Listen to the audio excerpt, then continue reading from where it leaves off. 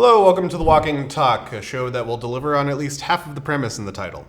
So, episode 3 of Walking Dead, season 7. Not a lot happened. Not a lot going on in this episode. No, it was called The Cell because it mostly took place in a small box. Yeah. With naked Daryl. It was kind of about them breaking Daryl and trying him just stubbornly refusing to be broken. Yeah, it was also surprisingly Dwight-heavy episode. Yep. If you don't know who Dwight is, neither do most of us. He is the gentleman with the burnt face. Yes. One of Negan's lieutenants. He got his dick bitten. Man, the world is just shitting on Dwight. Negan ended up marrying his wife in exchange for them not being killed. He's clearly the guy that's going to betray Negan if that's going to happen at some point. He's going to betray Negan, and he is going to die trying to get Daryl's forgiveness. That is my prediction for Dwight. And this episode felt like it was just giving us enough Dwight so that we could pretend to care about his character when he dies. Yeah. It opens with 2 minutes of Dwight making a sandwich. We see the history of the lettuce and the tomato and the eggs. And that's pretty much the tone of the episode from there on. We see that they have a little fenced-in area where they have zombies walking around fighting prisoners. Right, the zombie gladiators, which Dwight seems to enjoy watching with his sandwich. I mean, I guess at this point they must be really used to the smells coming out of there that you can just eat.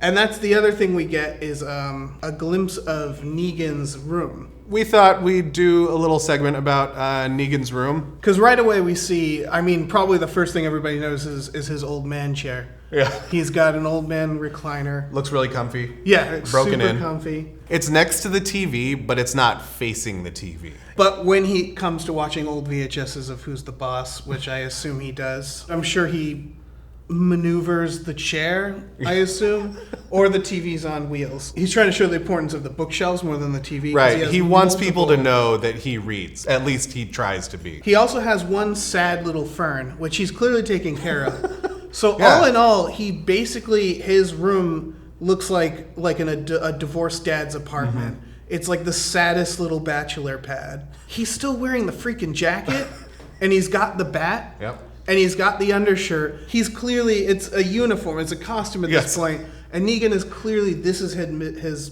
midlife crisis. He saw one movie, he saw Grease, and decided, that's what cool is. Yeah, I guarantee that leather jacket was probably something that he's had in his closet since high school. He's a ridiculous man. But he seems to be having a lot of fun. By the way, where do you think the compound was originally? Like, it looks like an old school. Yeah, his room looks like it was a classroom or like a staff room or something. We've seen a rail station that was turned into a cannibal farm. We've seen a prison that they turned into a farm. And we saw a farm. So I don't know what we're going to get out of this. Probably another farm. We know that Negan has a flair for the dramatic. Yes. Because he sets up these little scenes. Like he did with Rick in the foggy zombie area in the first episode. Like he knew where that was. Yeah. And he knew that it was going to be dramatic. He's clearly done these a million times before. Right. Then they leave the door open for Daryl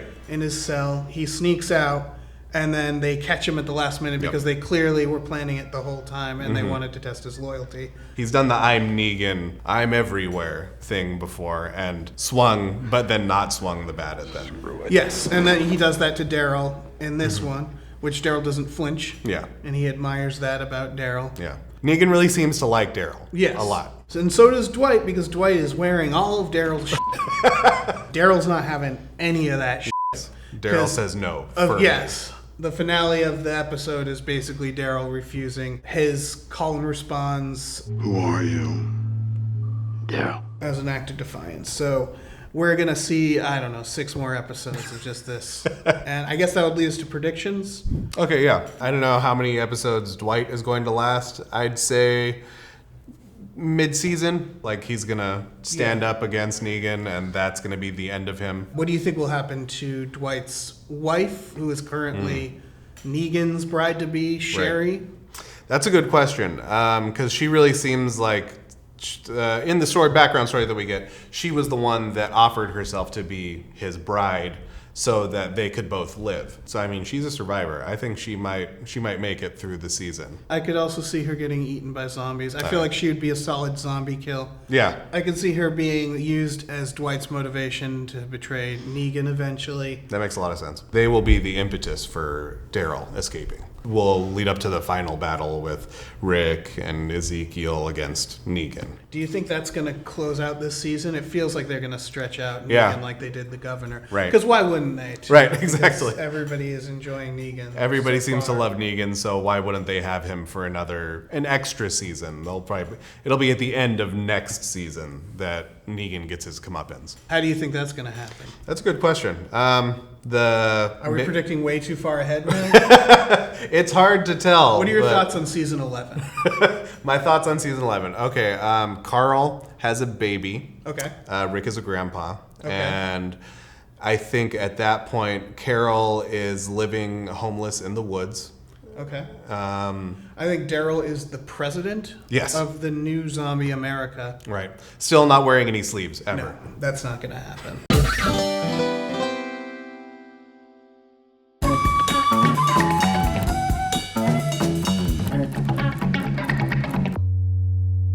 This Saturday, I'm going to be with the Crack Team doing the live podcast at UCB Theater Sunset at 7 o'clock. We're going to be talking about all kinds of crazy things. It's going to be so good that we haven't even come up with a topic yet because I've filmed this way in the past. But by the time you're watching this video, we will have a topic, and it's going to be great. And I'm going to be there.